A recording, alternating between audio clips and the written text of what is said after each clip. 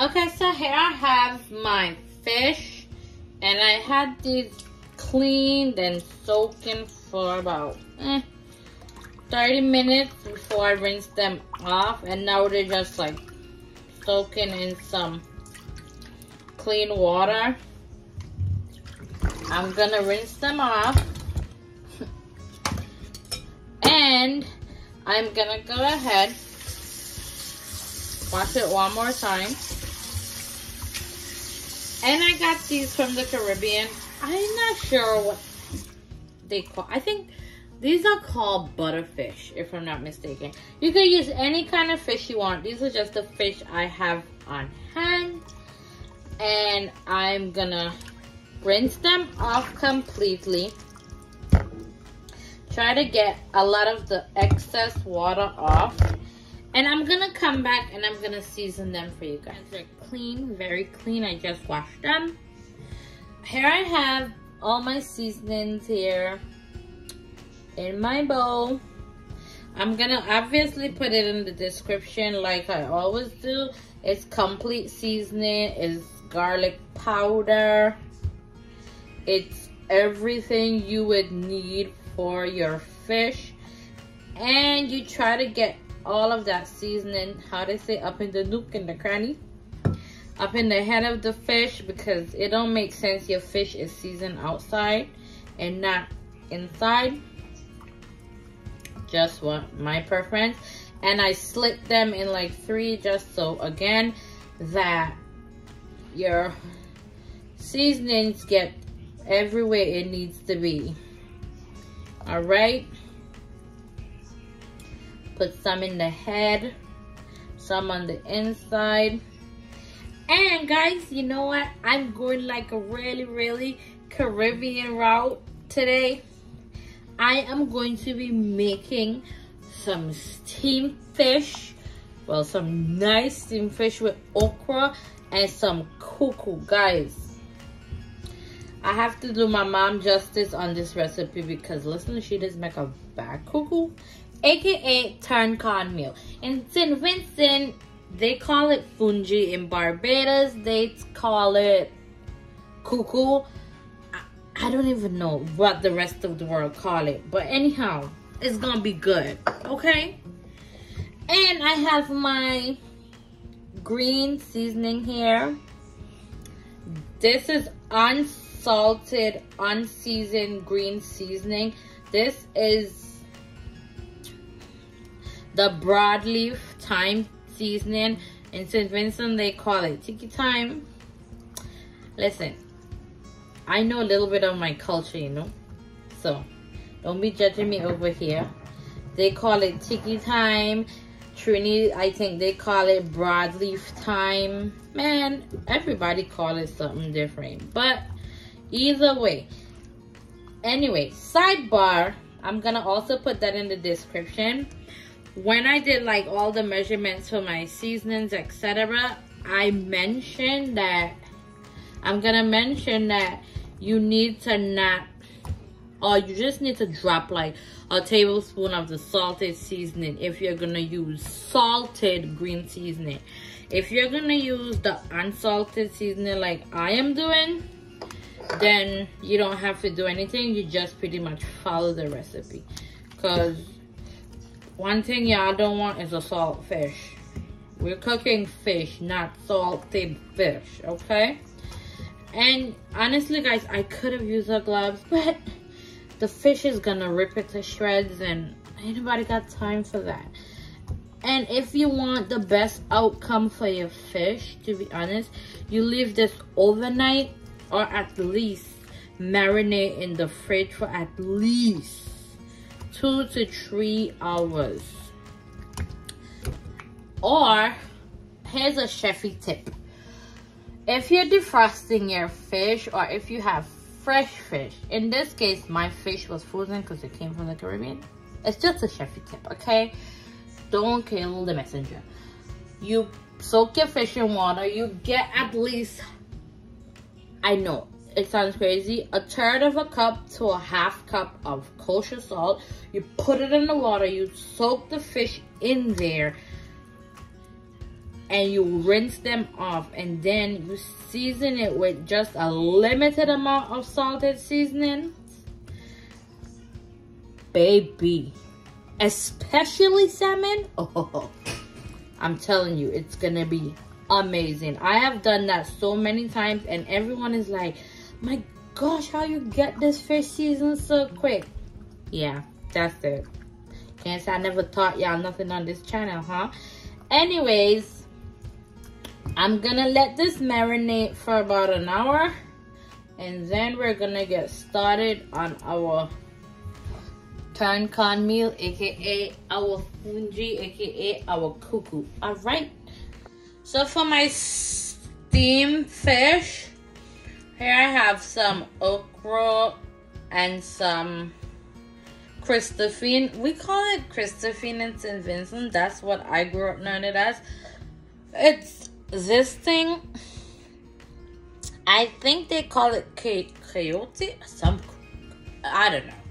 Anyhow, that if you go into the Korean store or wherever you're from, ask them for this. I don't know what it's called. We call it Christophine. Some people call it coyote, I think. The Spanish people call it. Whatever. Anyhow, look at my okra, nice and clean and pretty.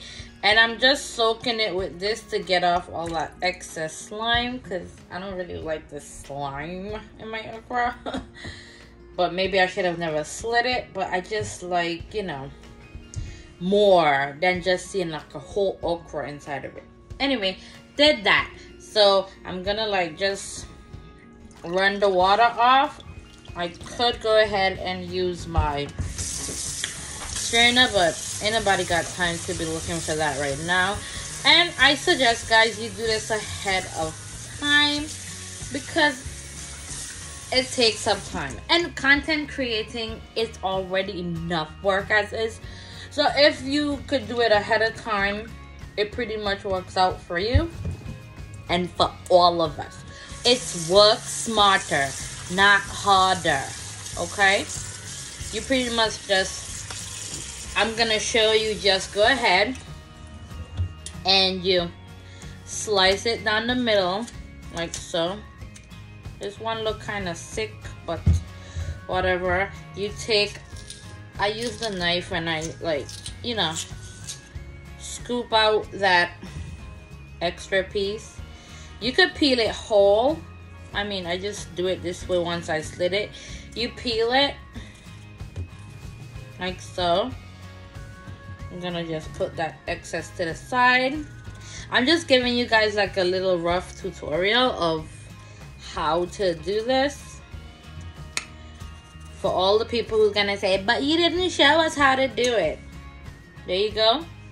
Bring my bowl back. Put it in the water.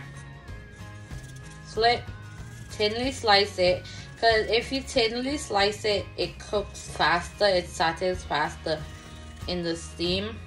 I'm pretty much not going to use all of that. I'm going to save some for another time.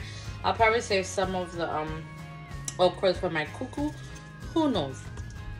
Guys, I'm hoping I do my mom justice, because like I said, she makes a bomb Coucou.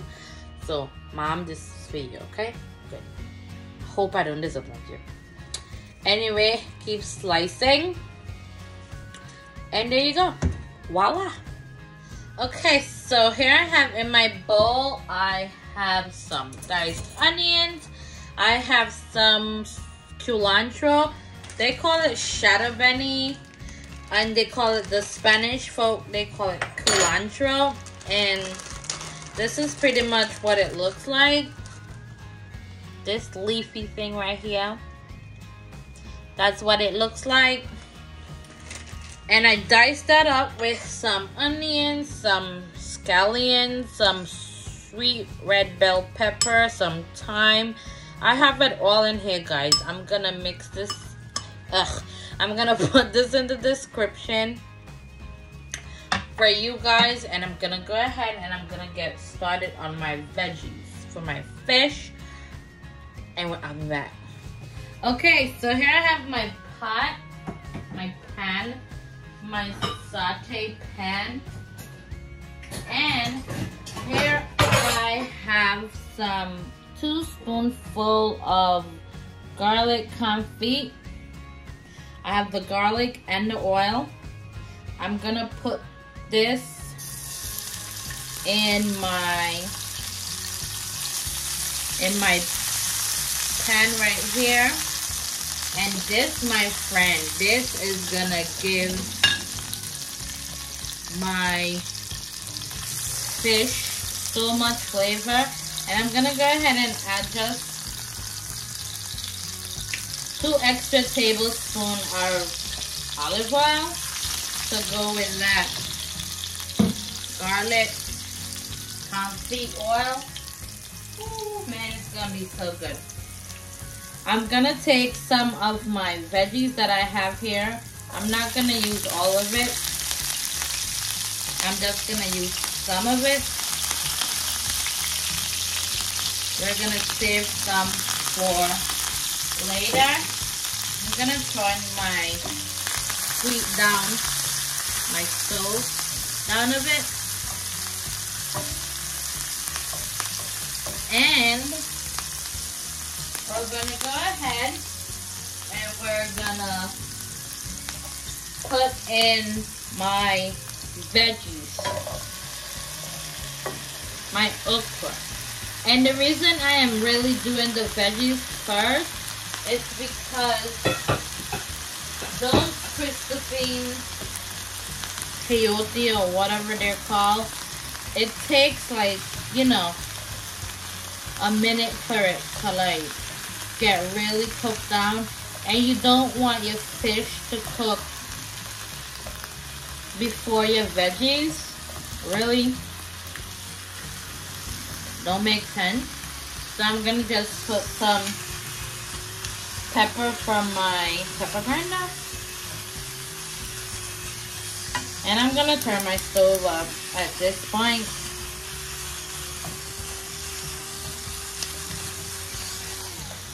Okay, I am going to see. I try to eliminate like most of the slime from my okra, but I just didn't do it just because it was like too time consuming to like add the hot water to like run it off and all that extra stuff. You can do it, and if you don't want the slime, don't slit your okras. But I just like to have like a more definition to my plate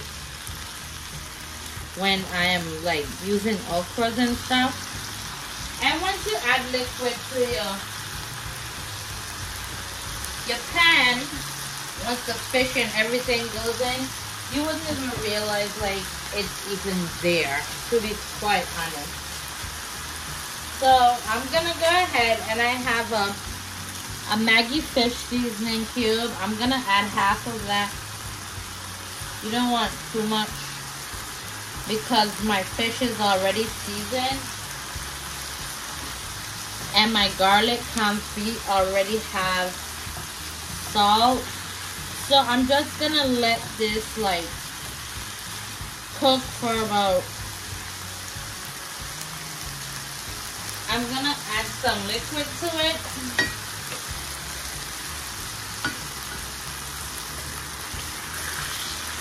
I'm gonna let this cook for about, say, 3 to 4 minutes, and then I'm gonna come back and I'm gonna add my fish. So I don't want it cook all the way, but enough so that when I put my fish at the top, it's gonna have a really, really good, you know, crunch to them. So that's all I'm gonna do.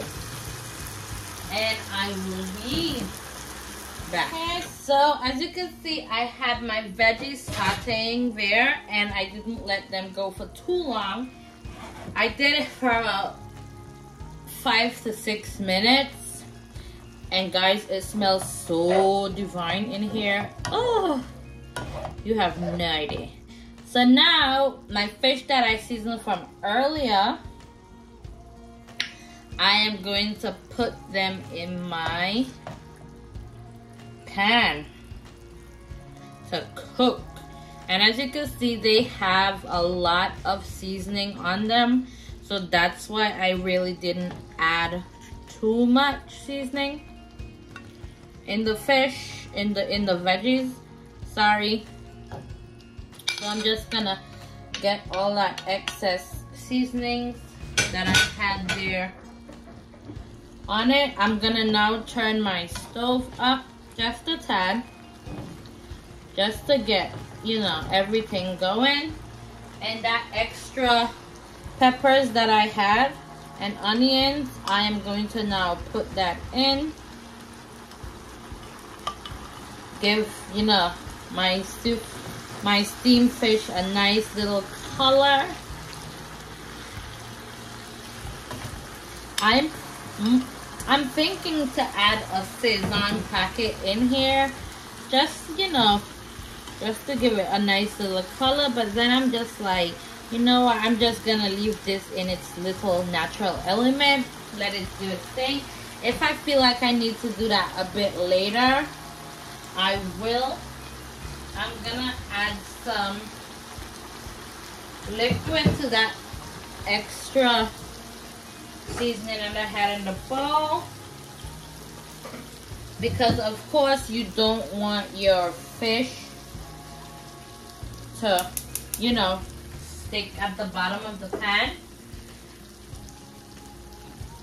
And you're just gonna let it do its thing. And before you even taste it, or I don't know why I'm using my thing there, but it's just because I had it at hand.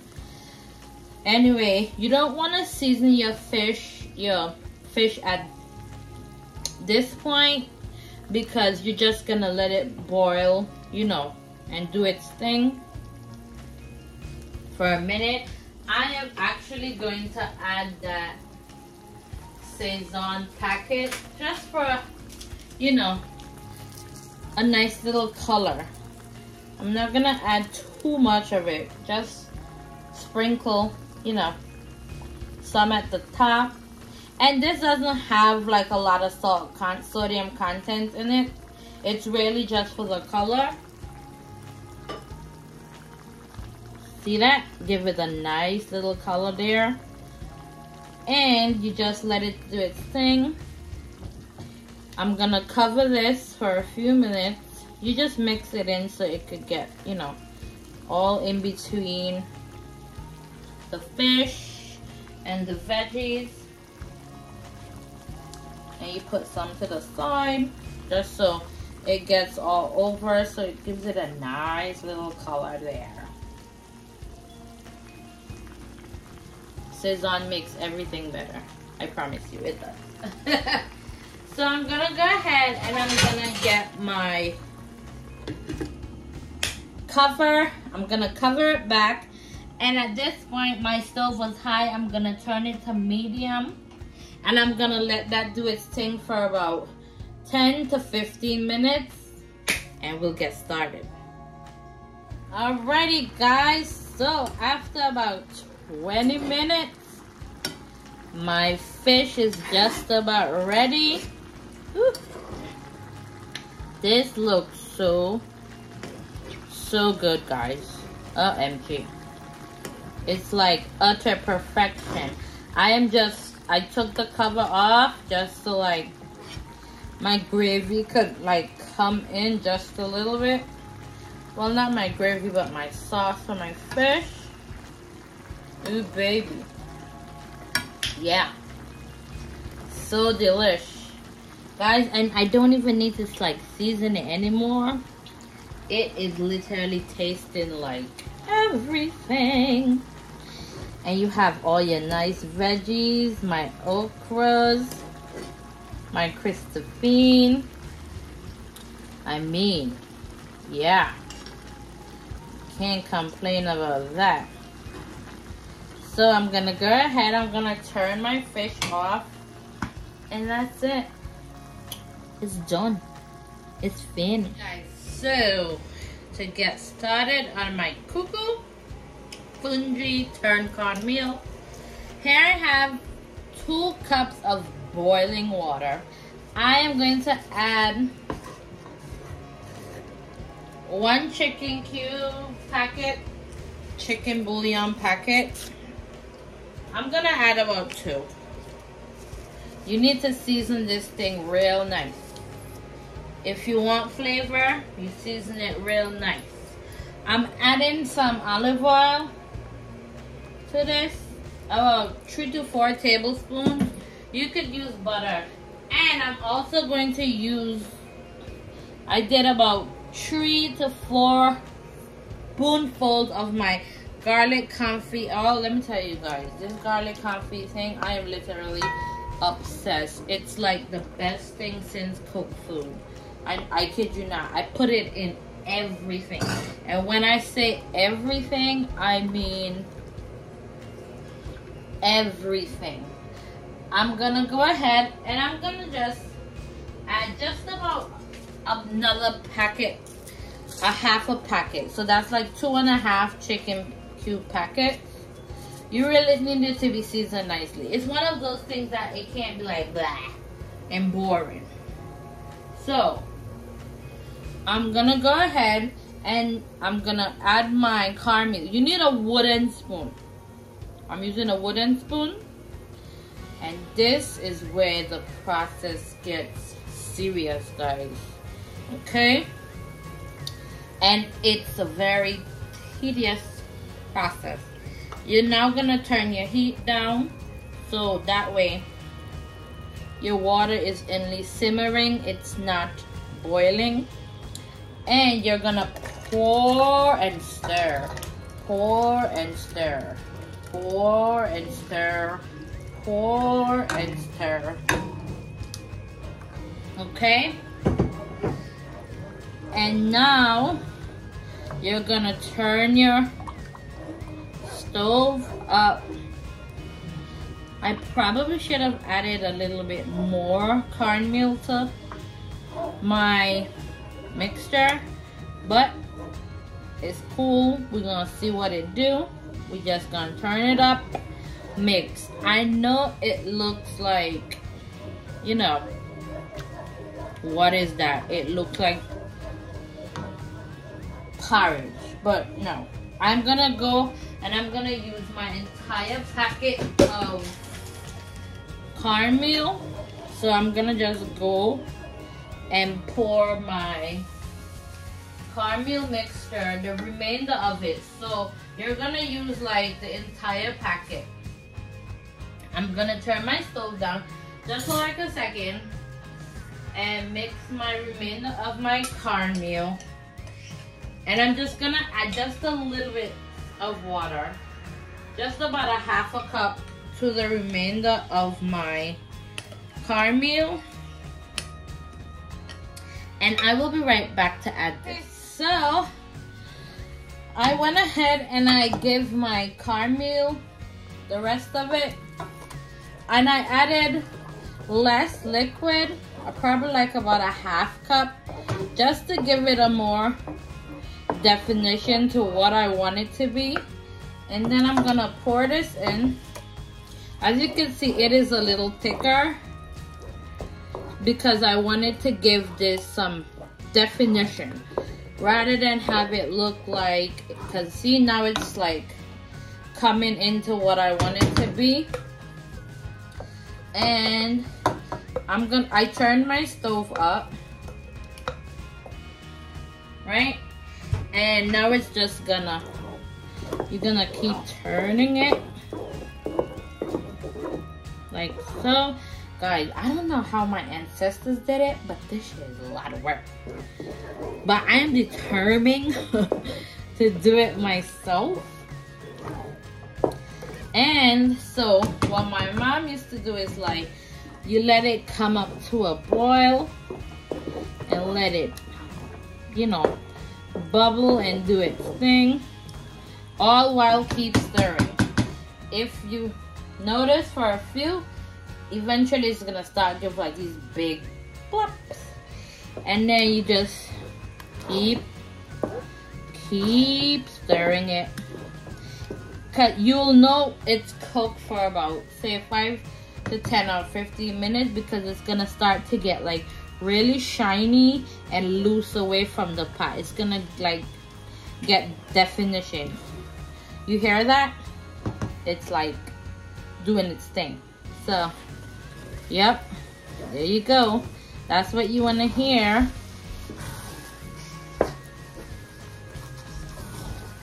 And then you just add about a half a cup of boiling hot water from a kettle of some sort. Because once it gets thick like that, you then add water for it to cook. So, see? It's cooking. So, you let that water like do its thing. You stir it in. And then, what my mom would do after this process is she would turn it down, cover it, and let it steam cook for about, say, 15 to 20 minutes. So I'm gonna go ahead, get my cover, and let this cook for about 20 minutes. Okay guys, so after about 15 to 20 minutes of just letting this steam cook, you should have a consistency like this. And I know it may look crazy, but literally, this is how they do it. I'm gonna go ahead and I'm gonna put it back to steam cook for roughly, like, see, it's supposed to be like that. Listen, my ancestors, my grandparents, my mom's mom, they survived off of this stuff. So today I'm really just paying tribute to, like, you know, my roots. And I grew up on this food, and let me tell you, I didn't die. I survived. This is what you call strong back food, okay? And you'll be getting a couple more of these videos from me in the coming weeks. But I literally love to experiment with food, so yeah. Anyway, see that? It's like pulling away from the pot. That's what you want. You don't want that running. You want it to pull away from the pot. Pull away from the pot. So anyhow, I'm gonna let this do its thing for another, say, 15 to 20 minutes. Not even 15, I'm gonna give it 10. I'm gonna turn it up just a tad. And it doesn't matter if it like get crusty at the bottom, it's fine. That's literally like the best part. That was my favorite part of it growing up. So I'm gonna just let this do its thing for 10 minutes, and I'll be right back to plate this food. All right, you hear that? That's that cooking. So it is done. Yep, that's it. It's finished. So I'm gonna go ahead, plate this. Like I said, this is the consistency you need, that dry. I know it's a lot, but you need that dry. If you ain't hear that, you ain't did it right. Nope. And if it's runny, you definitely didn't do it right. This is what you need. Oh, sidebar. I had went ahead and I put about 2 to 3 tablespoons of complete seasoning, an extra chicken packet in about 1/3 of a cup of hot water. I put it in here and I mix it around. Baby, it is giving what it's supposed to give, okay? Anyway, I'm gonna go ahead, I'm gonna plate this up for you guys, and here I have a bowl, and I put some olive oil in it, like so. I'm gonna go ahead and I'm gonna get some of my Coucou, and I'm just gonna drop it in the bowl, right? While it's hot, and I'm gonna spin that like so. The Africans is doing kind of like that with the fufu. So I'm gonna literally give it the shape of the bowl, and trust the process, guys. Trust the process. I'm gonna roll it around like so. It takes a lot of work. Like that, you can hold it up. You could do it on the counter, whatever. Anyway, give this the shape of the bowl, and I'll be right back for the final results. You won't be disappointed. Trust, guys. I said trust the process. Didn't I say trust the process? I mean, OMG. It's like decadent, authentic, traditional goodness on that plate. And let me tell you, it looked just the way it tastes. Trust me when I tell you, it's gonna taste exactly how it looks. Look just the way it tastes. All that and more. Guys, you know what I say? The food over here, it don't just look good. It tastes amazing. Don't believe me? Try this recipe for yourself. You won't be disappointed. It takes a lot of time, but everything that tastes good takes time. Everything that looks amazing takes time. Trust the process. I love it. Don't forget to like and subscribe to my YouTube channel for more delicious meat. Guys, y'all know I had to try this food, right? Listen. OM. I can't even get the G out, okay? Melt in your mouth good. Guys, this is it right here. An authentic Vincentian meal. My ancestors would definitely approve.